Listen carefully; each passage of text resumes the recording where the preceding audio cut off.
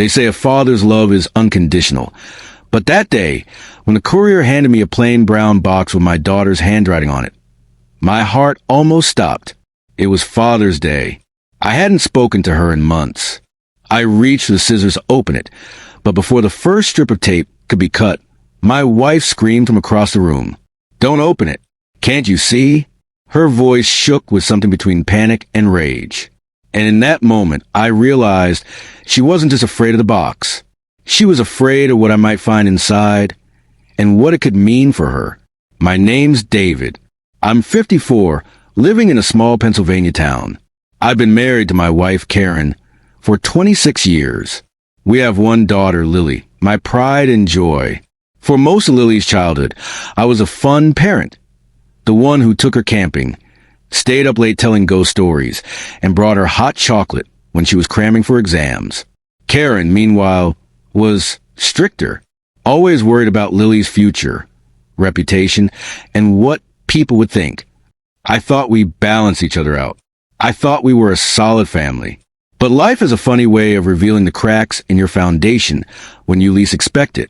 Lily went off to college in another state 3 years ago. She'd call me often, sometimes just to tell me about a funny squirrel she saw on campus.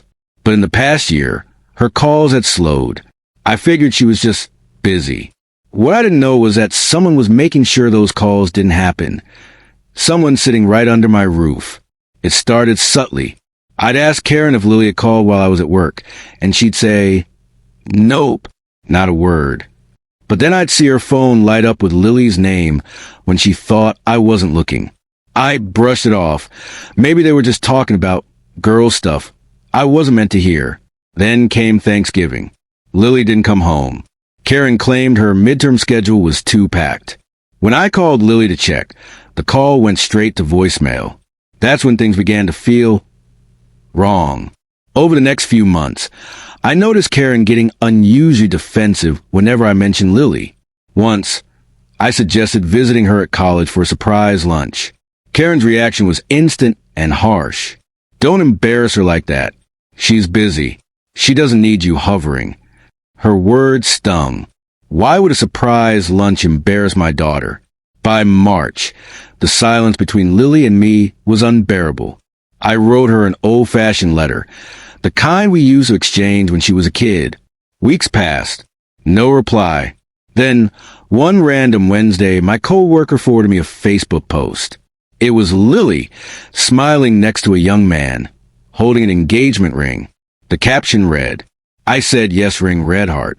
My heart swelled and then sank. Why hadn't she told me? Why wasn't I there?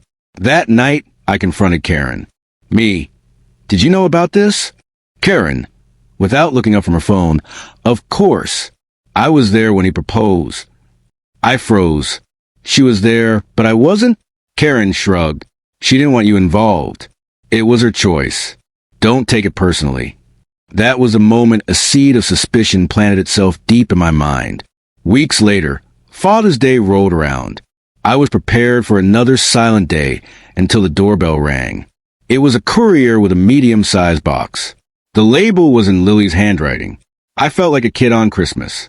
I barely set it on the kitchen table before reaching for scissors. That's when Karen's voice cut through the air like a blade. "Don't open it. Can't you see?" She snatched the scissors from my hand, clutching the box like it was a live grenade. "Me, what's wrong with you? It's from our daughter." "Karen, you don't know what's in there. It could be dangerous." "Dangerous? From Lily? My sweet, artistic, poetry-writing daughter?" Karen stormed out with the box in her arms, disappearing into the garage. I followed quietly. Through the crack of the garage door, I saw her tearing the tape off, her hands trembling. Inside, she found a stack of printed photos. She flipped through them, her face draining of color. I stepped in. "What are those?" She tried to shove them into a trash bag, but I grabbed a handful before she could. My knees nearly gave out when I saw the first picture. It was me, sitting alone at our dining table last Thanksgiving, taken from outside the window. Another photo, me at the grocery store, looking tired and confused. And then a photo of Karen, kissing a man I'd never seen, in our driveway. Karen's first words were pure venom. She's trying to ruin us. She's manipulating you. But I knew Lily had been trying to warn me all along. I played it cool. I told Karen I needed time to think. She seemed relieved, probably assuming I'd side with her. That night, I called Lily from my office at work, using a landline. She picked up instantly. Her voice cracked. "Dad? Oh my God. I didn't think you'd ever call me directly." What she told me made my blood boil. Karen had been intercepting her calls, deleting her messages, and feeding her lies, telling Lily I was too busy or didn't care anymore. Worse, Karen had been having an affair for over a year with a man from her gym. Lily had caught them together during a surprise visit home, and when she confronted Karen, my wife threatened to cut her off financially for college. The photos were Lily's silent SOS. She feared Karen would destroy them if sent digitally. I knew what I had to do. Over the next week, I played the role of the confused, hurt husband while quietly collecting evidence. Screenshots of Karen's texts with her affair partner, thanks to Lily's help. Bank statements showing large withdrawals for hotel stays. The photos from the box. Then, I waited for the perfect moment. Lily's engagement party, just 2 weeks away. Karen was obsessed with making it the social event of the year.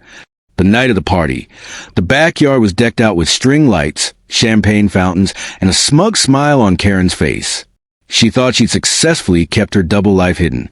Halfway through the evening, I tapped a glass to get everyone's attention.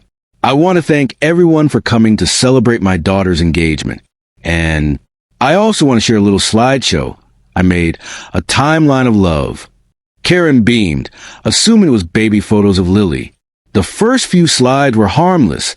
Lily's first bike ride, her high school graduation. Then the images shifted. A photo of me alone at Thanksgiving. A zoomed-in shot Karen's hand intertwined with another man's. Screenshots of her romantic texts. Hotel receipts. Gasps rippled through the crowd. Karen's face went sheet white. And then the final slide. A photo of Lily and me, taken just a day before when we reunited in person for the first time in months. The caption read, "A daughter's love is stronger than lies." Karen stumbled forward, stammering excuses. Her affair partner, who was also at the party, slipped out the back gate like a coward. I didn't shout. I didn't cry. I just said, "Karen, you've been lying to me, to our daughter, and everyone here. The marriage is over." I handed her divorce papers in front of the entire gathering. The fallout was swift. Karen moved out within the week, and her social circle, the very people she'd been desperate to impress, shunned her completely. Lily moved back home temporarily while finishing college. We rebuilt our relationship, brick by brick. It wasn't easy. I had to face the fact that I'd missed so many red flags.